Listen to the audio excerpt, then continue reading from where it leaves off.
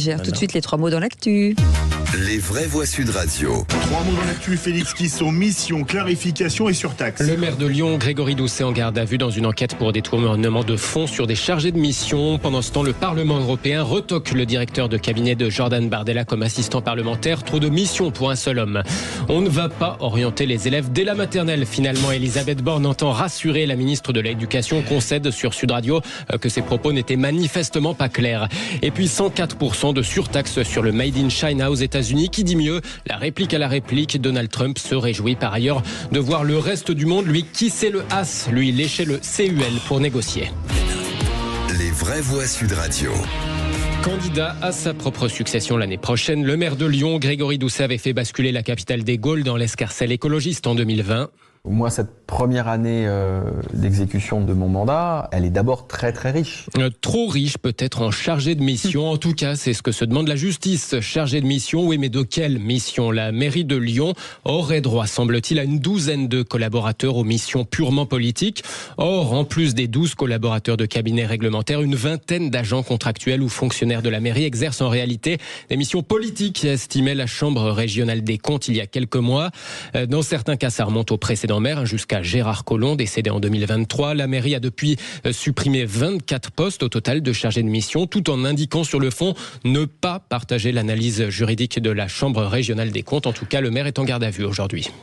Dis donc, réflexion peut-être. Les détournements de fonds publics, mais alors on ne sait pas ce que ça va donner, mais il y a du ménage, ça commence à... Écoutez, moi ça me va très bien, ça tape à gauche, ça tape à droite, allez-y. Jean-Luc Mélenchon, son procès devrait quand même maintenant être annoncé et placé dans un calendrier. Il y en a pour 500 000 € pour les mêmes affaires que Marine Le Pen. Allons-y, mais vraiment... Gauche, droite, mais centre. c'est tout de même invraisemblable. Non, mais moi, ils ne savent pas respecter la loi. Non, mais ce que je veux dire, c'est que allons-y, parce qu'on a besoin de respirer. Voilà. Sébastien Ménard. On peut ce que vous présentez, Félix, c'est qu'en fait c'est que le monde a changé, parce que avoir des chargés de mission politiques ou parapolitiques ou pseudo-politiques, etc. Enfin, la vie publique et la vie politique, j'en ai été pendant longtemps. C'est beaucoup de ça.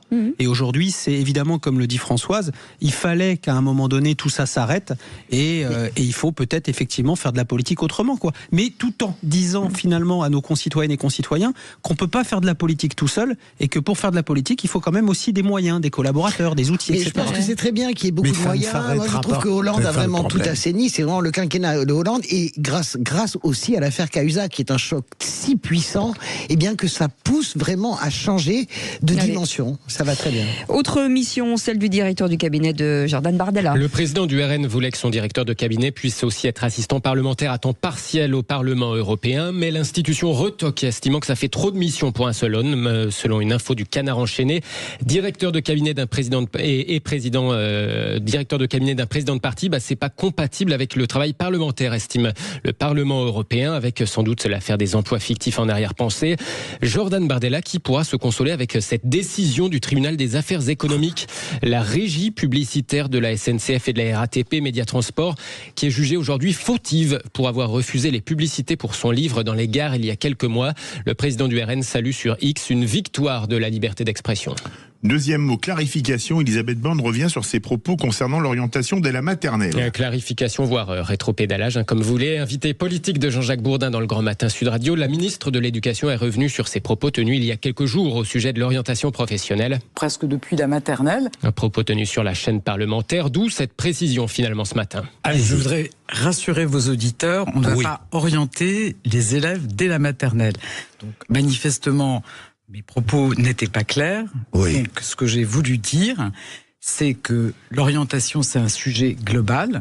On doit veiller à ce que les élèves puissent d'abord découvrir leurs capacités, qu'ils puissent prendre confiance en eux, qu'on leur donne l'envie d'apprendre et que ça permette, le moment venu, d'avoir les choix les plus éclairés et avec le moins de biais. L'orientation, ça viendra plus tard. Oui, en tout cas, veillons à pas fermer des portes, Ça a choqué, vous comprenez que ça a choqué votre propos? Je pense que les propos étaient manifestement pas clairs. Voilà, le mea culpa de la ministre de l'Éducation, Elisabeth Borne, dans le Grand Matin Sud Radio.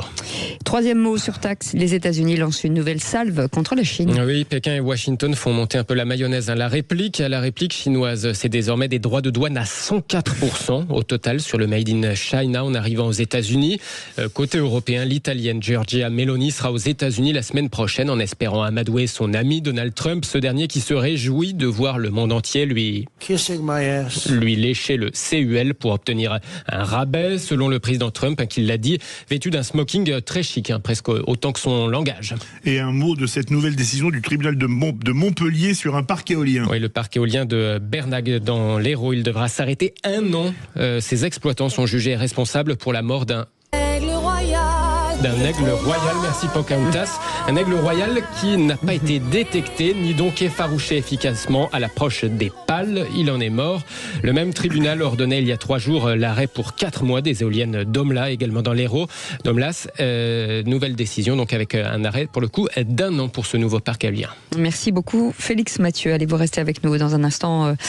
On va revenir sur le grand débat du jour. C'est bien ça, mon cher Philippe, avec cette information sur l'orientation dès la maternelle. Vous l'avez entendu, rétention à Saint-Pierre et Miquelon, Élysée des Feux sans voiture, enfin voilà, tout ce qui a été dit par nos politiques. Florilège de déclarations politiques. Alors parlons vrai, est-ce que ces propos ne décrédibilisent pas un peu plus le personnel politique?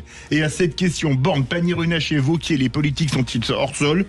Vous dites oui encore et toujours à 99%, c'était descendu à 98%, mais c'est remonté. Vous voulez réagir? Tiens, vous êtes dans le 1% de dissidents. Venez nous le dire au 0826 300 300. Est-ce qu'on peut faire un appel pour savoir, est-ce que vous considérez que le pull de Félix est vendable ou pas? Est-ce qu'il a été acheté dans un magasin ou fabriqué maison? Ah non, il a une histoire. Parce que cette couleur, il y a une histoire. Il a une histoire. C'est de la liste sucée, en fait. Qu'il n'en est pas content. Je suis ravi que Françoise Degois ait remarqué que j'avais teint moi-même ce pull. Mais non. Mais non.